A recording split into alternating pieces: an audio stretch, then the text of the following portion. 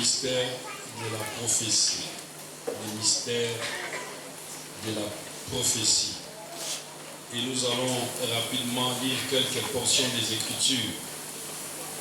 Nous sommes dans 1 Samuel, chapitre 10, versets 1 à 6. J'aimerais que les lecteurs de la Bible m'aident à lire ce texte. 1 Samuel chapitre 10, à partir du verset 1 jusqu'au verset 6. Samuel prit une fiole d'huile qu'il répandit sur la tête de Saül. Il le baisa et dit: L'Éternel ne t'a-t-il pas point pour que tu sois le chef de son héritage? Aujourd'hui, après m'avoir quitté, tu trouveras 2 hommes près du sépulcre de Rachel, sur la frontière de Benjamin, à Teslash. Ils te diront: les ânesses que tu es allé chercher sont retrouvées, et voici, ton père ne pense plus aux ânesses, mais il est en peine de vous, et dit: que dois-je faire au sujet de mon fils? De là, tu iras plus loin et tu arriveras aux chênes de Tabor, où tu seras rencontré par 3 hommes montant vers Dieu à Bethel, et portant l'un 3 chevrons, l'autre 3 gâteaux de pain, et l'autre une outre de vin. Ils te demanderont comment tu te portes, et ils te donneront 2 pains que tu recevras de leurs mains. Après cela, tu arriveras à Gibéa, Elohim, où se trouve une garnison de Philistins. En entrant, une garnison de Philistins. En entrant dans la ville, tu rencontreras une troupe de prophètes descendant de hauts lieux, précédés de lutte, du tambourin et de la flûte et de la harpe, et prophétisant eux-mêmes. L'Esprit de l'Éternel te saisira, tu prophétiseras avec eux, tu seras changé en un autre homme. On acclame pour le Seigneur.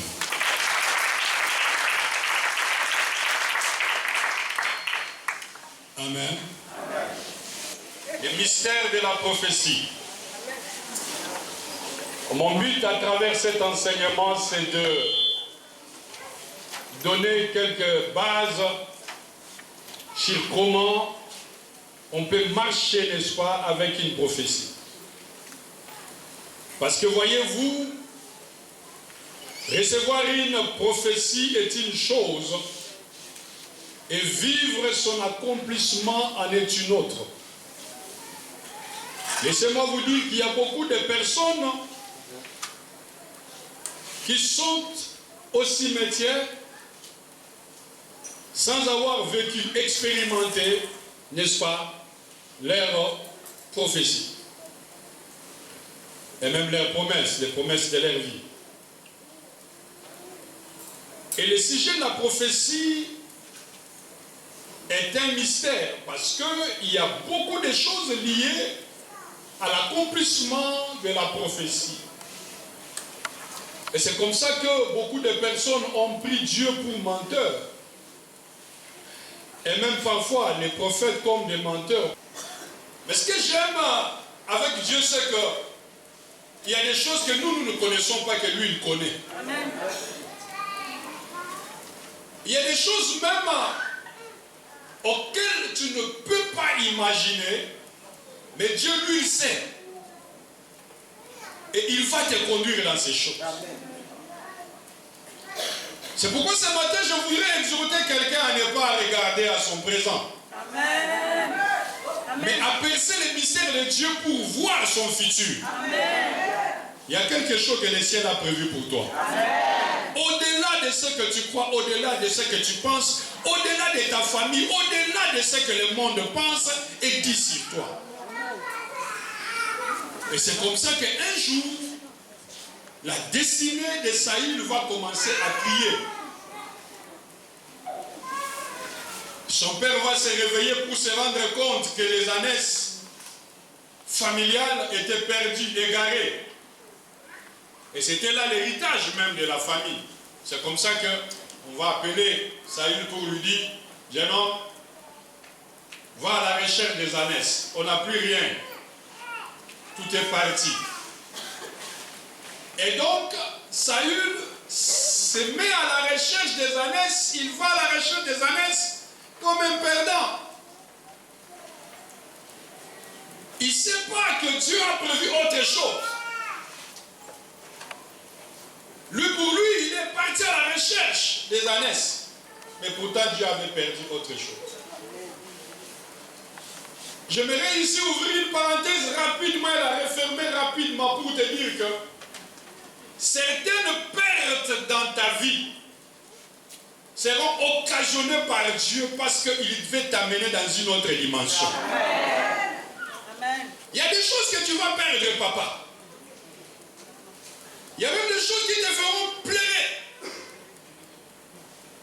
Mais tout simplement parce que Dieu a prévu autre chose. Alléluia. Cette année, tu as peut-être perdu beaucoup de choses qui t'ont fait pleurer, mais 2021, il y a des choses que Dieu a prévues pour toi. J'aimerais prophétiser sur quelqu'un pour lui dire que l'année 2021, c'est une année où Dieu va essuyer tes larmes. Je parle à quelqu'un qui a trop pleuré cette année.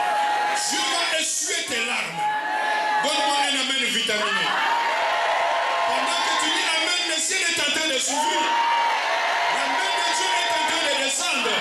Et le Seigneur est en train de faire quelque chose dans ta vie. C'est pourquoi ne reste pas nostalgique.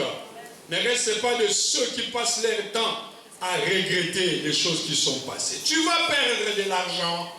Tu vas perdre un travail. Tu vas perdre certaines relations. Mais dans toute perte, il y a le plan de Dieu qui est caché. Je parle à quelqu'un qui est en train de pleurer une relation que tu as perdue. Laisse-moi te dire que le Dieu du ciel et de la terre est au contrôle. Amen. S'il est parti, qu'il parte. Il y a d'autres personnes qui vont venir, il y a d'autres relations qui vont venir. Vous savez, il y a parfois des gens qui vont t'abandonner. Et tu vas pleurer pour dire, on m'a abandonné, on m'a rejeté, on m'a laissé tomber. Mais il y a un mystère, papa. Écoute-moi bien. La destinée dans la vie de chaque enfant de Dieu, c'est comme un poids. Et il y a des gens qui peuvent supporter ton poids aujourd'hui, mais ne pas les supporter demain. Si aujourd'hui, la dimension de ta destinée, la dimension de ta gloire, pesait 20 kilos, quelqu'un qui a les muscles pour porter 20 kilos peut te porter. Mais plus le temps passe, plus tu pèses, plus ta destinée pèse. La même personne qui pouvait te porter hier, aujourd'hui ne peut plus te porter, il va te déposer. Et tu vas dire, il m'a rejeté. En réalité, il n'a plus ton poids. Amen. J'aimerais dire à quelqu'un ce matin, tu pèses lourd. Voilà pourquoi certaines personnes vont te quitter. Donne-moi un amen bien. Et donc, il est parti à la recherche des ânesses de son père. C'est là qu'il va rencontrer maintenant Samuel, qui lui donne une prophétie. Et il lui dit que toi, Saül, tu as la royauté, c'est toi que Dieu a choisi pour être roi. Pas n'importe quel roi, le premier des rois. En Israël, Israël n'avait pas de roi, c'était le premier roi en Israël. Et il dit, c'est toi que Dieu a choisi. J'ai besoin de dire quelque chose à quelqu'un, sauf si tu me dis Amen. Amen. Tu seras le premier dans ta famille à faire certaines choses. Amen. Tu seras le premier dans ta famille à toucher certains montants. Amen. Tu seras le premier dans ta famille à entrer dans certains milieux. Amen. Il y a toujours un premier.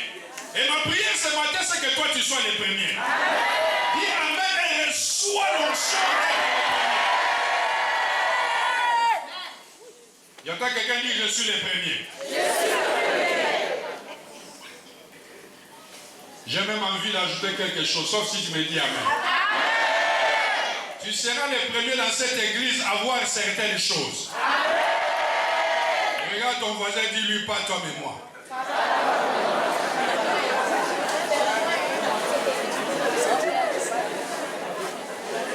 Je peux avoir un amen vitaminé.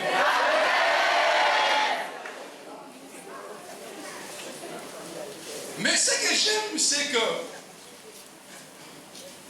d'abord, la tribu de Benjamin ne fait pas partie des tribus appelées à la royauté. Parce que lorsque Jacob prophétise, c'est sur Juda que la prophétie de la royauté tombe. Mais là, Dieu dans sa souveraineté vient faire d'abord exception. Il stoppe la royauté de Juda, il laisse passer Benjamin. Je vais te dire quelque chose. Cette fois-ci, il y a des gens que Dieu va stopper pour que toi tu passes d'abord. Reçois ça comme une prophétie dans ta vie. Trop c'est trop. Ils ont été bénis, maintenant c'est ton tour. C'est ton tour de te marier, c'est ton tour de voyager, c'est ton tour de toucher de l'argent, c'est ton tour de la promotion aussi. Que les dieux du ciel et de la terre stoppent certaines personnes et que toi tu passes d'abord. J'entends quelqu'un dire, moi d'abord. Je suis venu annoncer l'opération moi d'abord. Cette fois-ci c'est toi d'abord. Regarde 4 voisins autour de toi, dis-le, moi d'abord. Toi tu attends. Attends d'abord, moi d'abord. Toi tu attends.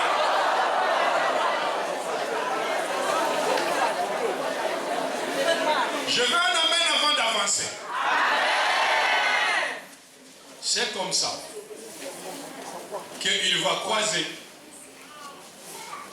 les prophètes. Et le prophète va lui dire, c'est toi, le roi, c'est toi. Il lui donne la prophétie. Mais pour entrer dans la prophétie, il y a un certain nombre de choses qui se passent maintenant. Première chose, après avoir donné la prophétie, première chose, il verse de l'huile sur sa tête. L'huile qui est le symbole de l'onction.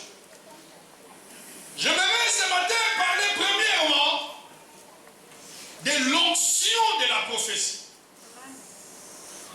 Bien-aimé dans le Seigneur, il faut savoir que chaque fois que tu reçois une prophétie, il faut que cette prophétie-là soit accompagnée par une onction. Parce que figure-toi que chaque promesse de Dieu dans ta vie, chaque prophétie de Dieu dans ta vie va susciter un combat. Chaque prophétie de Dieu dans ta vie sera confrontée aux forces invisibles. Et il te faut l'onction. Amen.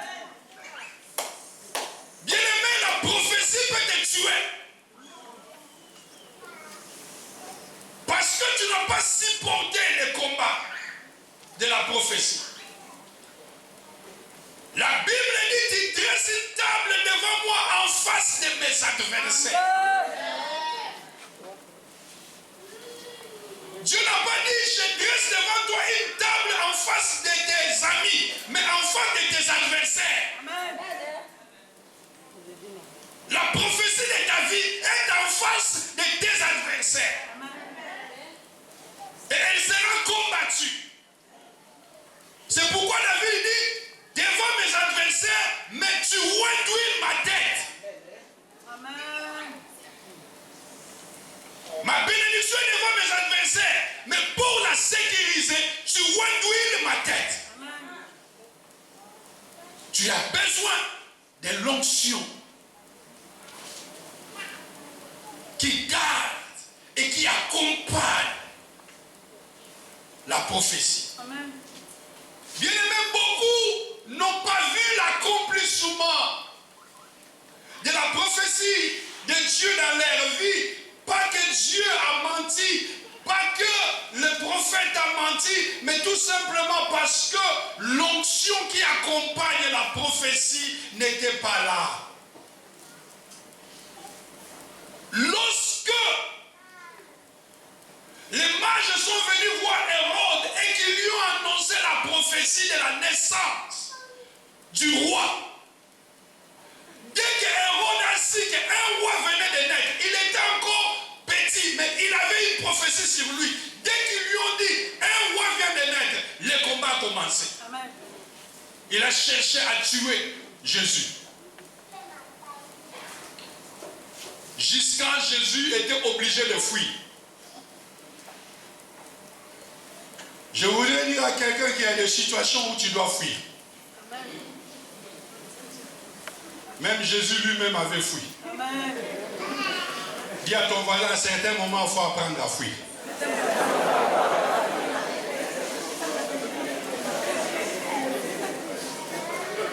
Jésus-Christ est Dieu, a fui. Il est allé se cacher en Égypte. Amen. On voulait le sécuriser. C'est-à-dire qu'en ce moment-là, il n'était pas prêt pour affronter ces combats dans sa dimension humaine. Ça veut dire quoi? Ça veut dire qu'il y a des moments où nous ne sommes pas encore prêts pour les combats. Amen. Amen. C'est pourquoi, parfois dans nos vies, il y a des choses qui tardent. Il y a des bénédictions qui vont tarder parce que tout simplement, Dieu veut que tu sois prêt pour affronter la bataille liée, n'est-ce pas, à ta bénédiction. Et comme tu n'es pas encore prêt, ça va tarder. Dieu est en train de te former. Il est en train d'exercer tes muscles spirituels. J'aimerais dire à quelqu'un ce matin, ça viendra. C'est en route, ta bénédiction viendra. Elle est en route. Dieu est en train de t'équiper. Et donc il faut cette onction-là. Ta prophétie sera attaquée par le monde invisible. Les sorciers vont t'attaquer. Et à certains moments, il faut savoir que chaque prophétie a des acteurs. Et le diable peut s'attaquer même aux acteurs de ta prophétie. Je vais donner un exemple. On te donne une prophétie. Tu auras de l'argent. Mais Dieu ne descendra pas pour te donner cet argent. Il va utiliser Abdul. Ok? Abdul vient. Tiens-toi ici.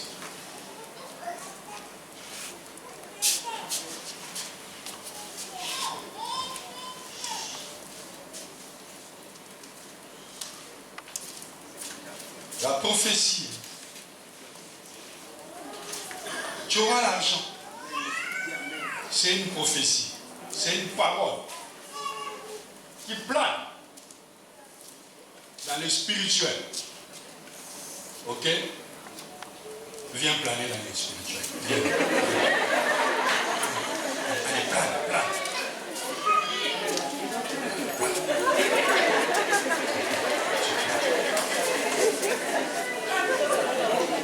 C'est comme ça on plane. Tu n'as jamais été sorcier, tu ne sais pas comment.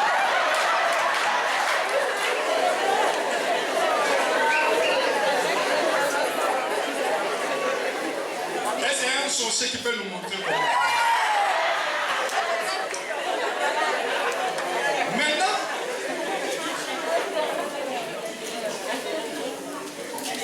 c'est lui qui est censé prendre ça, c'est pour toi, dans le monde spirituel, les rendre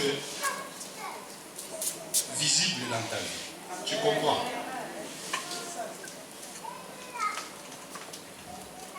Le diable n'a pas la capacité d'attaquer la promesse de Dieu dans ta vie. C'est impossible qu'il touche à ça, c'est sacré. Mais le diable a la capacité de toucher son cœur. Ok? Pour l'empêcher d'accomplir cette mission dans ta vie. C'est comme ça que tu verras qu'il y a des gens. Il t'a promis quelque chose. Il t'a rassuré. Mais à un moment, il est refroidi. il n'y a pas de raison. Il change d'avis. Qu'est-ce qui s'est passé? Son cœur a été attaqué. Ta bénédiction continue à tarder parce qu'il n'y a pas sur ta tête l'onction qui la sécurise. Et cette onction la sécurise comment? Elle la sécurise ici. Le cœur du roi est comme un courant d'eau dans la main de Dieu. Il incline où il veut. Le cœur du roi est comme un courant d'eau dirigé par l'onction que Dieu a mis sur toi. Et lorsque cette onction-là commence à diriger ce cœur, ce qui est à toi peut arriver vers toi. Quelqu'un a compris? C'est un schéma compliqué. Et il y a des garçons, des hommes intelligents ici qui comprennent facilement. Vous avez compris? Demande à ton frère, tu as compris? Papa, je ne te mens pas. Il te faut l'onction. Il te faut l'onction pour garder les choses qui sont à toi. Aujourd'hui, les gens viennent à l'église, mais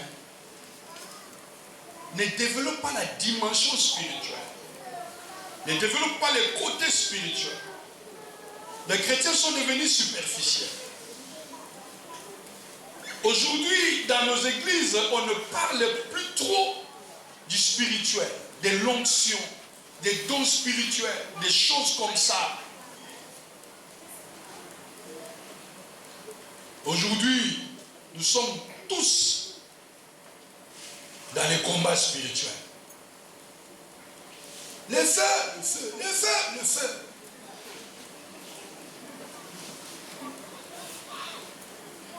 Je connais même une église, eux, ils ont tout mis en place. C'est-à-dire, un moment même, ils lancent des roquettes sur le diable. Il y a un moment, ils se lèvent tous. J'entends les modérateurs crier « Changez !»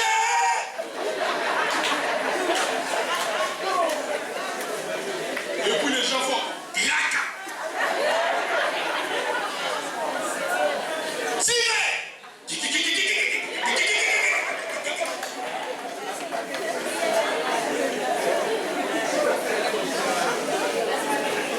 Vous jouez.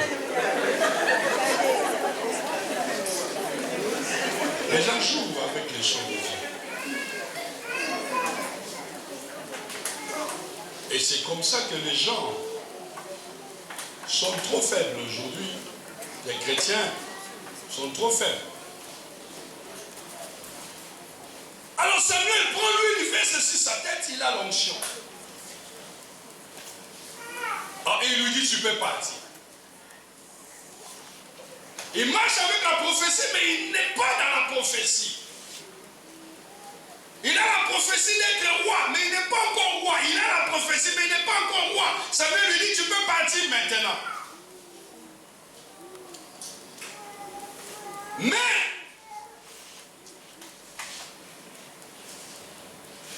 en partant, tu vas passer par le tombeau de Rachel. Tu passeras par le tombeau de Rachel. Mais le nom de Rachel ne vient pas là par hasard. Rachel, c'est l'image de la promesse. C'est la femme de la promesse. Elle était la femme de la promesse dans la vie de Jacob. Et vous savez que pour avoir Rachel, Jacob a dû payer un grand prix. Il a payé 7 plus 7 années de sa vie pour pouvoir avoir Rachel. Donc Rachel, c'est l'image de la promesse qui nécessite un prix. Tu ne peux pas expérimenter, n'est-ce pas, la promesse, la prophétie de Dieu dans ta vie si tu n'as pas payé le prix. Amen. Il y a toujours un prix à payer. Le plus grand problème avec beaucoup de personnes, c'est que ils sont pressés de recevoir la prophétie, mais ils ne cherchent pas à comprendre qu'est-ce qui est lié à l'accomplissement de la prophétie. Amen. Il y a toujours des choses qui sont liées à l'accomplissement de la prophétie. Tu as reçu une prophétie, c'est bien, mais est-ce que tu as demandé à Dieu, Seigneur, qu'est-ce qui est lié à l'accomplissement de cette prophétie? Pour certaines prophéties, il faut payer le prix du temps. Il y a des prophéties dans ta vie qui sont liées au temps. Tu dois faire un sacrifice, payer le prix du temps, c'est-à-dire savoir attendre. Amen. Et lorsqu'on ne sait pas attendre dans sa vie, c'est très grave. Voyez-vous, Habakkuk dit, il est écrit dans Habakkuk chapitre 2, verset 1 à 3, que la prophétie que tu as reçue, tu dois l'attendre, elle s'accomplira. Même si elle tarde, attends-la. C'est-à-dire qu'ici nous voyons déjà qu'il y a des choses qui peuvent tarder. Il y a des prophéties qui peuvent tarder. Mais ici on dit que tu dois payer le prix du temps. Tu dois savoir attendre. Amen. Tous ceux qui ne savent pas attendre auront la proposition du diable. Le diable va te proposer autre chose. Amen.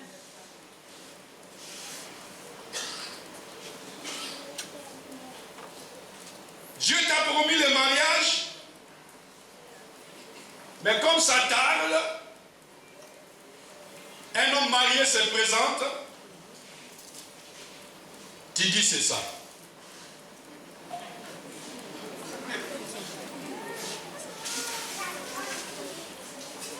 Le diable a des propositions. Il te fera des propositions. Il était jeune. Et un jour, elle vient me dire, j'ai reçu une prophétie. J'ai dit, explique-moi.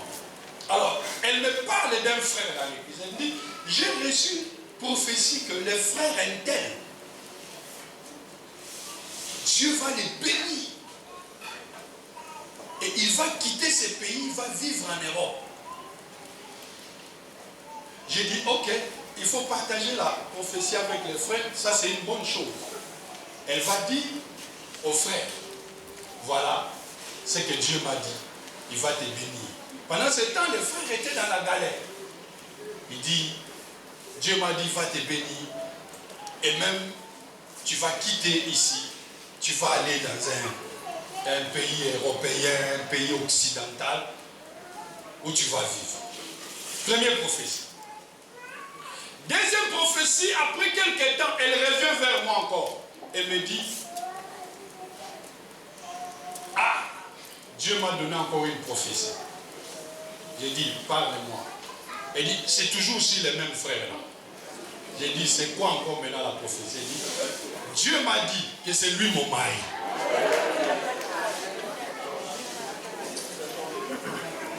J'ai dit, ah d'accord. Mais comme c'était vraiment une sœur spirituelle, tout ça là, j'étais convaincu. On était tous convaincus. J'ai dit, ok, il faut partager la vision avec les frères.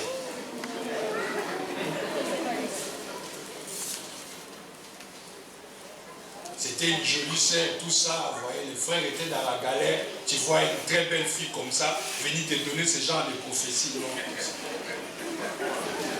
Les frères lui m'ont dit, je suis convaincu.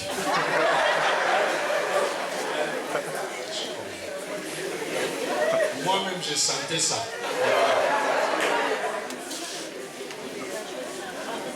Mais pour vous dire vraiment, même moi-même, j'étais convaincu de ça. Et donc, ils ont commencé comme ça les relations. Ils s'entendaient très bien. Ils s'entendaient très bien. Sauf que la vie du frère ne s'améliorait pas. sa situation allait de pire en pire.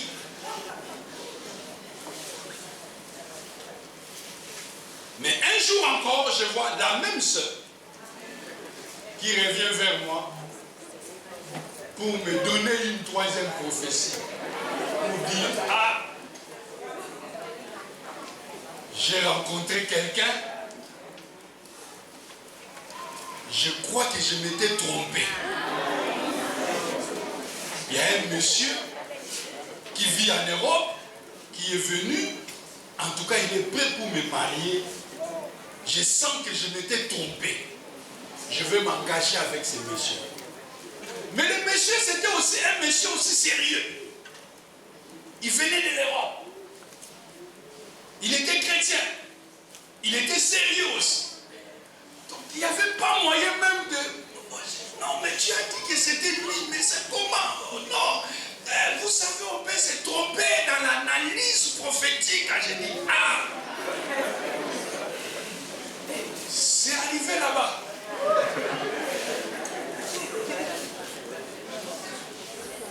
Le monsieur a fait des choses, le monsieur a donné la dot, il a marié la sœur, il est reparti en Europe pour après faire venir la sœur. Le monsieur va là-bas, une année après, on apprend qu'il a fait un accident et qu'il est mort. Pendant 7 ans, le frère qui était resté a beaucoup souffert de cette séparation. Il n'a pas quitté l'église, il était là, il voyait la sœur, il souffrait dans son cœur. Mais entre-temps, Dieu va les visiter selon la prophétie.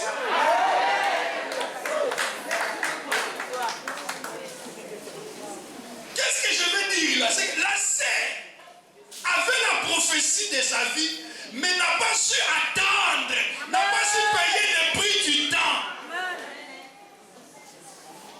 Lorsque tu ne sais pas payer le prix du temps, le diable va te faire d'autres propositions. Retenez que le diable ne peut pas toucher à ta promesse. Mais pour t'écarter de ta promesse, il peut te faire une autre proposition qui va t'éloigner de la promesse.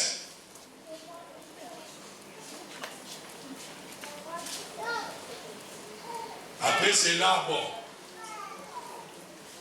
comme vous savez, moi, votre humble serviteur, j'ai essayé de négocier. Vous me savez bien, vous connaissez. J'ai dit au frère, mais bon, frère, c'était quand même une prophétie, bon, malgré tout. Tu peux voir si tu peux entrer dans la prophétie quand même.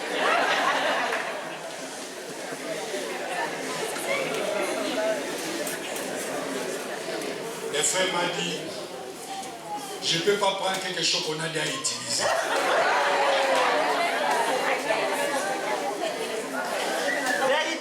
Parce que le problème, c'est que quand le type est parti, après quelques temps, le sœur a su qu'elle était enceinte. Donc ça devenait compliqué. Vous voyez comment le diable peut compliquer une prophétie. Mais je retiens une chose. La fille n'est pas entrée dans sa prophétie, mais même lui-même le frère, lui aussi n'est pas entré dans sa prophétie. Parce que il pouvait aussi faire marche arrière, se dire ce que Dieu a dit, il a dit, même s'il y a eu des erreurs. Parce que là où il est allé se marier aussi, ça n'a pas marché. Le diable peut compliquer ta vie parce que tu n'es pas prêt à payer les prix. Les gens ne savent pas attendre Dieu. Les gens ne savent pas attendre le temps de Dieu. Tout est devenu pressé. Les gens sont dans la précipitation parce que celui-ci a fait ceci, moi aussi je vais faire ceci. Il faut que tu comprennes que si c'est terre des hommes, tu n'es pas en compétition avec quelqu'un. Tu n'es pas en course avec quelqu'un. Ton temps viendra. Ton temps, c'est ton temps. Quelqu'un me comprend très bien. Regarde ton voisin et dis-lui, je ne suis pas en compétition avec toi.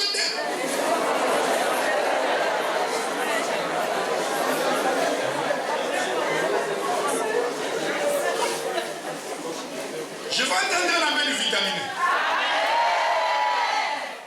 Donne-moi la main chocolatée.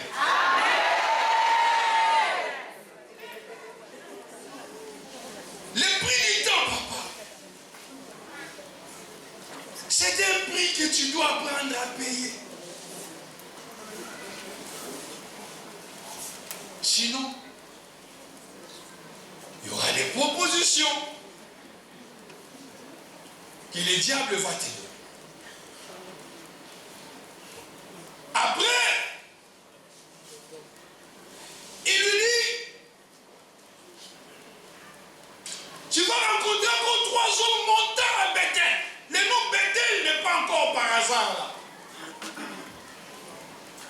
Bethel, c'est la maison de Dieu. Le lieu où réside sa présence. Ça veut dire que pour marcher avec une prophétie jusqu'à son accomplissement, tu dois apprendre à demeurer dans la présence de Dieu. Tu dois être constamment dans la promesse de Dieu. Dans la présence de Dieu, je vous l'ai dit. Tu ne peux pas vivre l'accomplissement de la prophétie de Dieu dans ta vie si tu n'apprends pas à demeurer dans la présence de Dieu.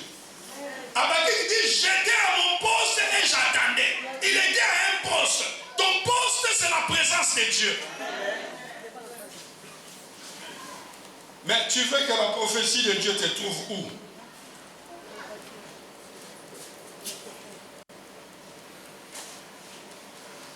Où est-ce que tu veux que la prophétie de Dieu vienne te trouver? Amen. Dans un maquis? Il y a des gens qui marchent avec des promesses de Dieu. Mais le problème, c'est qu'ils sont ailleurs. Ils ne sont pas à l'endroit de la visitation. Ils ne sont pas à l'endroit de la manifestation. Ils ne sont pas à l'endroit du déclenchement des choses. Reste dans la présence de Dieu, dans la prière. La prophétie est activée par la prière et parfois par les jeunes qui cherchent Dieu. Seigneur, tu m'as parlé, je sais. Il est écrit dans ta parole, ta renommée s'est accrue par l'accomplissement de tes promesses. Seigneur, manifeste-moi ta gloire. Déclenche maintenant l'accomplissement des choses dans ma vie. Je veux voir ta gloire, Seigneur. Je veux voir ta gloire, Seigneur. Que l'angéologie de l'activation, de l'accomplissement des promesses soit activée dans ma vie. Seigneur, il est temps maintenant pour moi de voir les prophéties de ma vie s'accomplir. Tu viens dans la présence de Dieu, tu pries.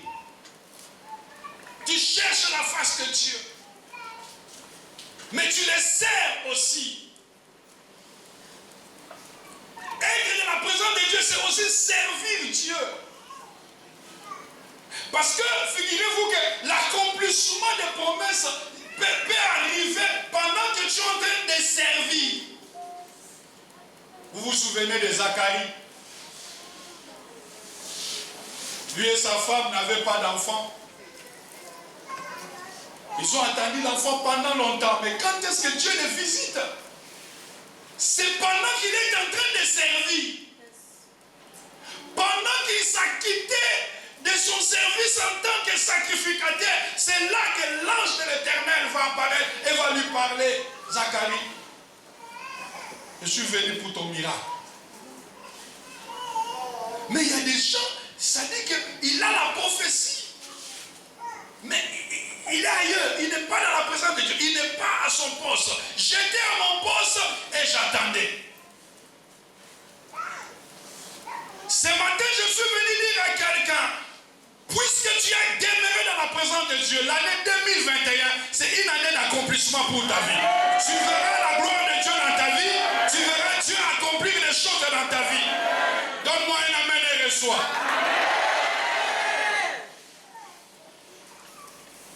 Et à la fin, il lui dit,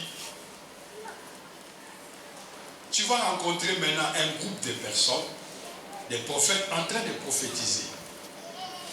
Et quand maintenant tu entreras en contact avec eux, l'Esprit de l'Éternel te saisira. Et quand l'Esprit du Seigneur te saisira, tu seras changé en une autre personne. Et à partir de ce moment-là, ce que tu vas sentir dans ton cœur de faire, fais-le. Ça veut dire quoi?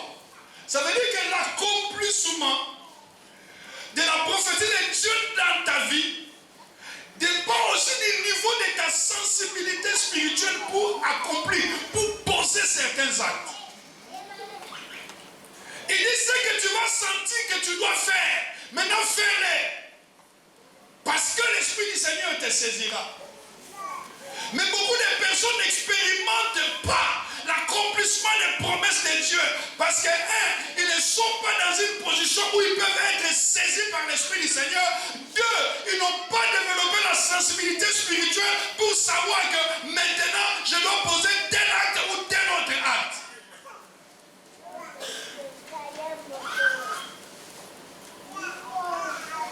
Tu peux avoir une prophétie qui tarde. Mais peut-être que Dieu attend seulement que tu demandes pardon à quelqu'un. Mais quand tu n'as pas développé la sensibilité là, tu ne comprends pas. Qu'est-ce qui bloque ta vie? Peut-être que c'est seulement une petite chose qui peut libérer les choses dans ta vie. Dieu attend seulement que tu demandes pardon à quelqu'un. Tu dois avoir la sensibilité pour comprendre que quel acte je dois poser. Il y a des gens qui sentent des choses en eux mais qui ne comprennent pas que Dieu est en train de me parler. Je dois poser un acte. Je dois poser un acte. Je me rappelle dans les temps, j'ai passé par un moment difficile financièrement et j'avais vraiment besoin qu'on me soutienne. Et j'étais en train de prêcher quelque part. À cette époque, je n'avais même pas de partenaire. J'entendais les amis pasteurs parler des partenaires. J'ai tel partenaire, j'ai comme ça, qui me soutient, qui fait ceci. Mais moi, je me battais seul. Un jour dans la prière, Dieu m'a dit, j'étais en train de prier par rapport à Luc chapitre 8, je disais à Dieu, mais toi-même tu avais des partenaires. Il est écrit que tu étais entouré de femmes qui te soutenaient avec leurs biens, parmi lesquelles il y avait Anne, femme de Chouza, l'intendant des Rhodes. Seigneur, suscite dans ma vie des partenaires, des hommes et des femmes qui peuvent me soutenir aussi dans le ministère. Et le Seigneur m'a dit, je vais le faire. Je vais susciter quelqu'un. Je vais le faire. J'attendais, ça n'arrivait pas. Mais un jour, je suis en train de prêcher quelque part. Je prêche. Et puis je sens dans mon cœur que je devais prendre l'argent qui était sur moi. J'avais une somme d'argent que je devais envoyer à ma femme. Maintenant, je sortais pour aller au culte. L'argent était dans une veste. J'avais laissé la veste. Et l'enveloppe était dans la veste. Et je sors comme ça, je me rends compte que l'habit que je portais, c'était un habit blanc, il y avait une tache. Donc je vais enlever l'habit là. Maintenant, quelle veste je prends la veste où il y avait l'argent.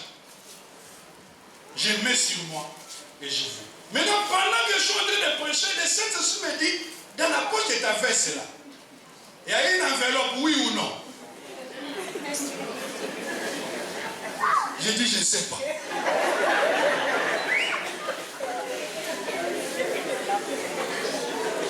Il dit oui, il y a une enveloppe. Maintenant, prends ça. Donne à un orphelin qui est ici. C'était une grande église. Je prêche, ça monte. Je fais semblant. Je prêche, ça monte encore. Et puis je dis, je vais demander s'il y a un orphelin ici. S'il s'élève 2, je ne fais pas.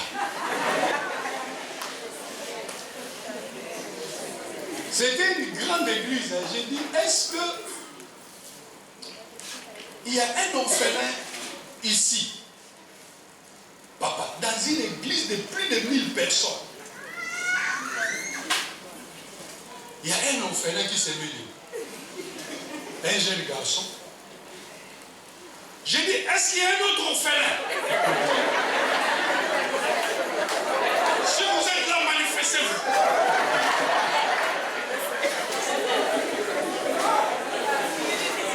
Mais personne ne s'est dit, n'ayez pas peur. N'ayez pas peur. Si tu es orphelin, j'ai une parole pour toi. Lève-toi là où tu es.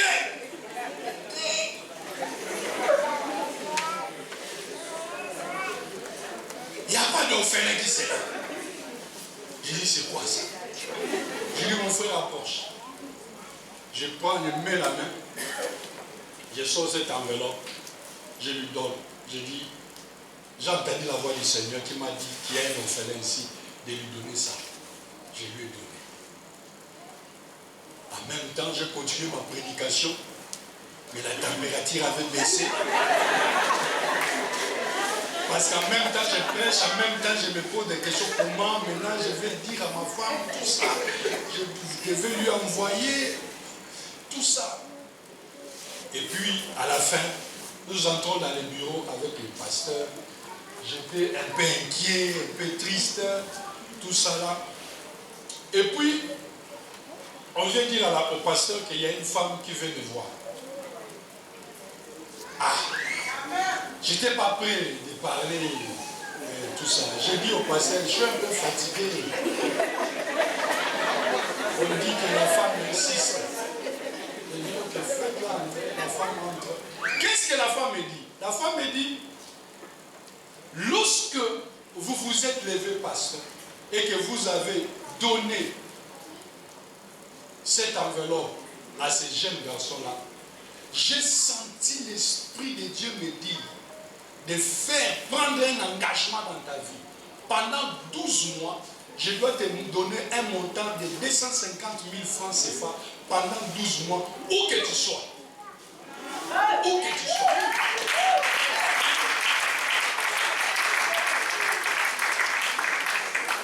J'ai dit, tu commences quand?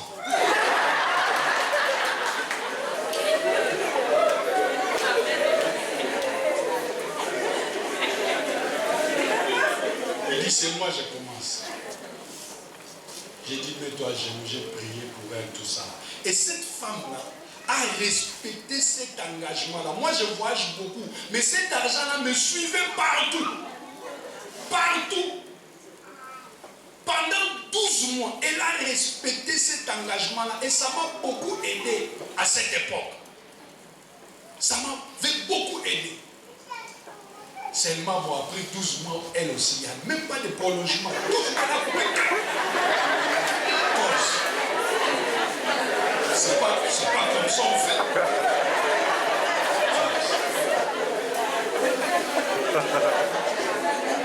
C'était 12.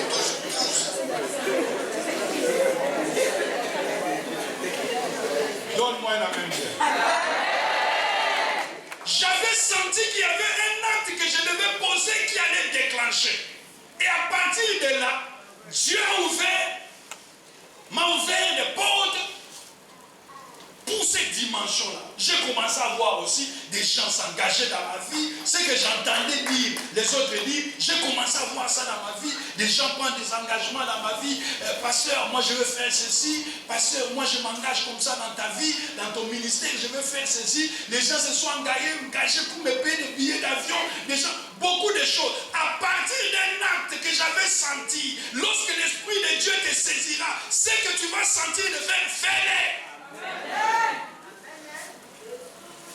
Mais il y a des gens qui ne sentent pas, on va sentir pour toi. Si tu ne sens pas, nous on va sentir.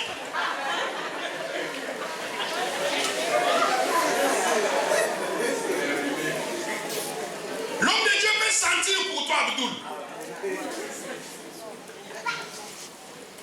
Dites Amen. Une maman venait me voir pour me parler du problème de son fils qui était en Europe, les problèmes de papier, tout ça là. On priait, je priais, on priait, tout ça. Et un jour, après avoir prié la nuit, je dors, le Seigneur me montre que les garçons ils dépannaient. J'appelle la maman, je lui dis, ah la maman, j'ai vu une vision que ton fils, on lui a donné tout ça, une carte de 10 ans, vraiment tout ça, on a glorifié le Seigneur. 2 jours après, elle m'appelle, je vois la vision, et puis 2 jours après, elle m'appelle pour me dire, papa, là où j'étais pas, ton fils est dans la zone de transition, on l'a arrêté, on doit les refléter. Donc, c'est comment ta vision là? J'ai dit, viens me voir. Elle est venue me voir. Je lui ai dit, maman, je sens que tu dois faire maintenant une offrande pour ton fils. Tu dois faire une offrande. Va chercher une offrande. Tu veux voir la main de Dieu? Va chercher une offrande. La maman est allée prendre une offrande de $1000. Elle est venue avec $1000, parce que chez nous on mange des dollars. Elle est venue avec $1000. Elle a déposé. J'ai prié. Et après, on a eu des nouvelles, son avocat est venu, tout ça. On l'a libéré. On l'a introduit dans une procédure parce qu'il était parent d'une petite fille française. On l'a introduit dans une procédure et ça n'a même pas tardé. 1 mois après, on lui a donné les papiers de 10 ans. Parce que quelque chose, il devait poser un acte. Papa, il y a des prophéties qui ne s'accompliront que lorsque tu auras posé un acte. Un acte. C'est pourquoi les gens qui ne sentent rien là, nous on va sentir pour toi. Regarde ton voisin, dis-lui, le pasteur va sentir pour toi.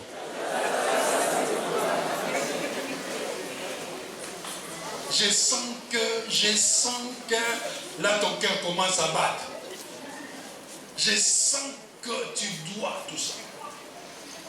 Il y a des prophéties qui ne peuvent s'accomplir que lorsque tu auras fait un déplacement et que tu seras retrouvé à un endroit précis. Et le diable cherchera à t'empêcher d'arriver là au lieu de l'accomplissement de ta prophétie.